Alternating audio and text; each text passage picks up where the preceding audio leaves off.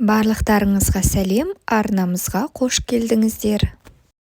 Абайдың 13-ші қара сөзі. Иман деген Алла Табарака уа тағаланың шәріксіз ғайыпсыз бірлігіне, барлығына уа әртүрлі бізге пайғамбарымыз салаллаху ғалахи уәссәлям арқылы жіберген жарлығына білдіргеніне мойын ұсынып инанмақ. Енді бұл иман дерлік инануға екі түрлі нәрсе керек. Әуелі не нәрсеге иман келтірсе, соның хақтығына ақылы бірлән дәлел жүргізерлік болып, ақылы дәлел испат қыларға жараса, мұны яқини иман десе керек.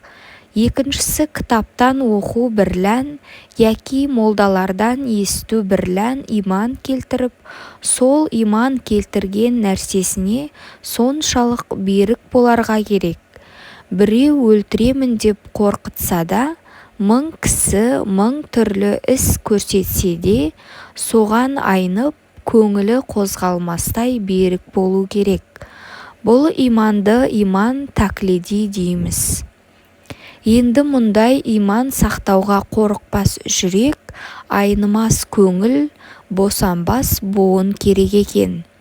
Яқини иманы бар деуге ғылымы жоқ, тақлиди иманы бар деуге беріктігі жоқ, я алдағанға, я азғырғанға, я бір пайдаланғанға қарап, ақты қара деп, я қараны ақ деп, өтірікті шын деп ант ететұғын кісіні не дейміз? Құдай тағала өзі сақтасын.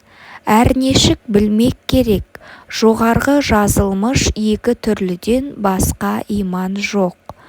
Иманға қарсы келерлік орында ешбір пенде Құдай тағала кеңшілігімен кешеді дағы демесін. Оның үшін Құдай тағаланың ғафуына яки пайғамбарымыздың шафатына да симайды, мүмкін де емес. Қылыш үстінде серт жоқ деген Құдай тағаланың кешпес күнәсі жоқ деген жалған мақалды қуат көрген мұндай пенденің жүзі құрысын.